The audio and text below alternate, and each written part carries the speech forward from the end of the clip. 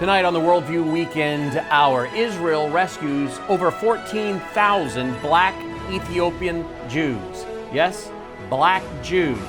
What are those that accuse Israel of being a racist state? Gonna say now. Well, it's history many people have apparently forgotten and many never have known about. We'll tell you about it tonight in our series, Hamas in America, Part 11. The Worldview Weekend Hour begins right now.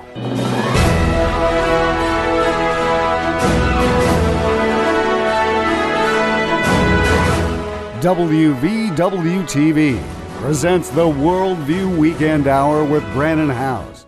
Lie number one, Israel's a racist apartheid state. Really? Israel is a racist apartheid state. Here's a picture. You'll find BBC and others report on it. This is a screenshot. Look at them. They removed the seats of these planes. They removed the seats so they could put them in there. In fact, one 747 had over 1,000 Ethiopians in it. Over 1,000. And the pilot or someone involved in the operation said they don't think that anyone has ever had over 1,000 people on a 747 and will probably never happen ever again in the future. Well, the way they were able to do that is take out all the seats. Now, I read some reports. Some of the planes, they didn't take out the seats. They just had them piled in there. But a lot of them, they took out the seats. And this one, you can see, they're sitting on the floor. They've got them packed in there. How do they do that? They took out the seats. And this was a very orchestrated rescue. Here's Jewish Virtual Library. Once they were kings, 500,000 strong. They matched their faith with fervor and outmatched the Muslim and Christian tribesmen around them to rule the mountains and highlands around Lake Tana. They called themselves Beta Israel, the House of Israel. That's what it means. And used the Torah to guide their prayers and memories of the heights of Jerusalem as they lived in their thatched huts in Ethiopia. But their neighbors called them Falashas, the alien ones, the invaders. Even 300 years of rule, even the black features that match those of all the people around them did not make the Jews of Ethiopia secure governors of their destiny in Africa, end quote. That comes from Forgotten Jews, Baltimore Jewish Times, November 9th, 1979. And I'm quoting from Jewish Virtual Library. It's got great information on this. In the early 1980s, Ethiopia forbade the practice of Judaism and the teaching of Hebrew. Numerous members of the Beta Israel were imprisoned on fabricated charges of being Zionist spies. And Jewish religious leaders were harassed and monitored by the government. The situation remained exceedingly bleak through the early 1980s. Forced conscription at age 12 took many Jewish boys away from their parents. That means forced conscription, for those who maybe don't know what that means. They're forced into the military. They're forced, and many of them were never seen again. Some never to be heard of from again. Additionally, with the constant threat of war, famine, and horrendous health conditions, Ethiopia has one of the world's worst infant mortality rates and doctor-to-patient ratios. The Beta Israel's position became more precarious as time progressed. As Ethiopian Jews congregated in Sudan's refugee camps, the Mossad, that's Israel's special forces, decided to launch Operation Brothers to accelerate their evacuation to Israel by sea. Now, wait a minute. They called them what? Operation, we need people to clean. Operation, we need gardeners. Operation, we need housekeepers to clean the rooms in the hotels for the tourists. Operation housekeepers. Operation gardeners. No. Operation Brothers. There are brothers. Just look at the names they picked for their operation. Operation Brothers. Does that tell you what they think of them? Sure it does. Operation Brothers to accelerate their evacuation to Israel by sea. Agents discovered a deserted village. This is so cool. Discovered a deserted village on the coast of the Red Sea in the middle of nowhere and rented it for 3 years for $320,000. The Mossad turned Aras into a resort where agents taught diving and windsurfing while using it as cover for rescue operations. The agents would go to Khartoum to meet groups of Ethiopian Jews smuggled out of refugee camps and transport them to a beach near the resort where they were picked up by Israeli naval special forces. They were taken in Zodiac boats to a waiting naval vessel and the INS Bat Galim, which took them to Israel. After the operation was nearly exposed in March of 1982, the Mossad decided to airlift the Jews on C-130 Hercules planes from a landing spot in the desert. After 2 airlifts, the Sudan's authorities became suspicious, I think it's supposed to say, and the Mossad was instructed to find another airstrip. They found a spot in the desert near Ger-Aref, and I don't know if I'm saying that right, and another 17 clandestine flights of cargo planes packed with Jews made the trip to Israel. More than 8,000 Beta Israel came to Israel between 1977 and 1984 through various covert missions, primarily on Operation Brothers.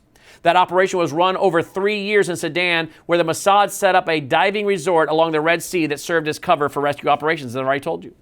The famine in Sudan at the end of '84 prompted the Mossad to accelerate the evacuations. U.S. Vice President George Bush asked the Sudan's leader, Jafar Naimiri, to allow Israel to fly the Jews directly from Khartoum with the caveat that they remain secret and travel via Europe rather than directly to Israel. In a series of 28 covert airlifts on Boeing 707s lent by a Jewish Belgian airliner owner, 6,380 Ethiopian Jews were flown to Brussels and then straight on to Israel between November 18, 1984 and January 5, 1985. The operation, codenamed Operation Moses. The operation had been conducted under a news blackout for security reasons, but news leaks blamed on primarily a December 6, 1983 article in the Washington Jewish Week and full-page advertisement placed by the United Jewish Appeal forced the mission to end prematurely on January 5, 1985, as Arab nations pressured the government, the Sudan's governments, to prevent more Jews from using Sudan to go to Israel. The Sudanese government, getting a lot of pressure here. Sudan ordered an end to the flights, and the leader of the country denied colluding with Israel. He was already under domestic pressure unrelated to the rescue operation and was outthrown by Army officers on April 6, 1985. So you see, we've had several operations going on here. The Mossad was subsequently ordered to evacuate the resort, and 6 agents left on a C-130 that landed in the desert. Throughout the operation, the Israelis had continued to run the diving resort and entertain the guests. The Aras village even turned a profit, which was partially used to finance the rescue. Shortly after the agents left, the resort was shut down. Now, isn't that fascinating? Here they find a resort on this deserted area. They start teaching diving and windsurfing, and they turn a profit and use some of the money to pay for their operation. All of it is just cover for them to be in the area and move and grab these Ethiopian Jews and move them onto naval ships. Fascinating. If a movie hasn't been made, it should be. In 1985, then Vice President George Bush arranged a CIA-sponsored follow-up mission. That's interesting because he used to be head of the CIA, to Operation Moses. And this was called Operation Joshua. And it brought an additional 500 Beta Israel from Sudan to Israel. But in the following 5 years, a virtual stalemate occurred in the rescue of Ethiopian Jewry. All efforts on behalf of Beta Israel fell on the closed ears of the dictator there, Mariam dictatorship. Meanwhile, those Jews who did escape during Operation Moses were separated from their loved ones while attempting to adjust to Israeli society. The new arrivals spent between 6 months and 2 years in absorption centers learning Hebrew. Look at that. Here the Israeli Jews are teaching them Hebrew and how to learn trades. New arrivals spent between 6 months and 2 years in absorption centers learning Hebrew, being retrained for Israelis' industrial society, and learning how to live in a modern society. Most Ethiopian villages had no running water or electricity. Suicide, all but unheard of in their tuckles in Ethiopia, even claimed a few of the new arrivals due to anxiety of separation and departure. It goes on to say the Likud government of Yitzhak Shamir authorized a special permit for the Israeli airline El Al to fly on Jewish Sabbath. And then this would have been back in 91. So we've had some Operation Moses, Operation Joshua, Operation Brothers. Now we're on to Operation Solomon. May 24th. They're allowing the Jews to fly on the Sabbath. They can do that if their lives are at risk. And it actually made the airlines more available because a lot of the Jews weren't flying on them. So they could then take those airlines that don't fly on the Sabbath and use them for rescuing. And they could do that under Israeli law of their religious code because they're saving lives. There's an exemption there. Here we have May 24th, continuing nonstop for 36 hours, a total of 34 El Al jumbo jets and Hercules C-130 seats removed to accommodate the maximum number of Ethiopians, began a new chapter in the struggle for freedom of Ethiopian Jewry. Now here's an article in the New York Times about it. Back in 1991, Ethiopian Jews and Israelis exult as airlift is completed. Here's what it says. Israel fell into joyous celebration tonight as the government announced the successful conclusion of an emergency airlift of 14,500 Jews. Didn't we have like 8,000 earlier, back in the 80s? So add 14,500 to 8,000. Yeah, they're bringing in black Ethiopian Jews. Those racist Jews in Israel are bringing in blacks because they're an apartheid state, and they're training them, and they're giving them jobs, and they're saving their lives. Blowing away the myth of Israel being a racist apartheid state. But they were celebrating the airlift of these 14,500 Ethiopian Jews, nearly the entire Jewish population, in just under 36 hours. At the airport this morning, it was difficult to tell who was more joyful, the barefoot Ethiopians who cheered, bent down to kiss the tarmac as they stepped off the planes, or the Israelis who watched them aglow, marveling at this powerful image showing that their state still holds appeal, even with all its problems. We made history, said Ari Azaz, who piloted an El Al 747 cargo plane that carried more than twice as many passengers as it was designed to carry. Quote, it's the first time that any 747 or any air-flying vehicle in the world ever carried 1,087 people. I don't think it will happen again, end quote. Aboard flight number 9 this morning on a Boeing 757 with the El Al insignia and Star of David painted over, workers here had covered all the seats and flooring with thick plastic sheeting to protect them in case any immigrants carried infectious diseases. 5 doctors or paramedics were absorbed and said they worried that some of the Ethiopians might carry cholera, malaria, or possibly even AIDS. Just off the taxiway, several hundred Ethiopians were seen squatting quietly in the darkness. They were divided into small groups by glow-in-the-dark ropes. Each carried a numbered sticker plastered to the center of his forehead so no one would lose track of his flight. Listen to what's going on here, folks. They've got glow-in-the-dark ropes, and the glow-in-the-dark ropes would keep them in the lines they're supposed to be in, and they're coordinated with a number on their forehead. It was all highly strategic and planned, and they were able to move in 36 hours over 14,000 Ethiopian Jews in and out. A plane would land, load up, the next one would land as it took off, and this would just go boom, boom, boom, boom. Why? Because this regime was in turmoil there, and these Ethiopian Jews were prone to being persecuted and killed, and they had to move quickly, and they had to raise $35 million to give to this corrupt government to let these Ethiopian Jews go. And Rudy Boschwitz on video says they raised the $35 million from American Jews in 2 days. $35 million by American Jews in 2 days to rescue black Jews. Where is this story? Why is this not more told? Why are more pastors not telling this story? To refute the lies that are out there that Israel is full of racists. They're an apartheid state. Really? Nonetheless, Israel brought about 16,000 of them here during a secret airlift in '84. The plan was to evacuate all of them, but the operation was called off when word leaked out. So we've already seen that. So you got 16,000 now, I guess, according to this report. And then you got the 14,500 that were taken out in 1981. Here's another article.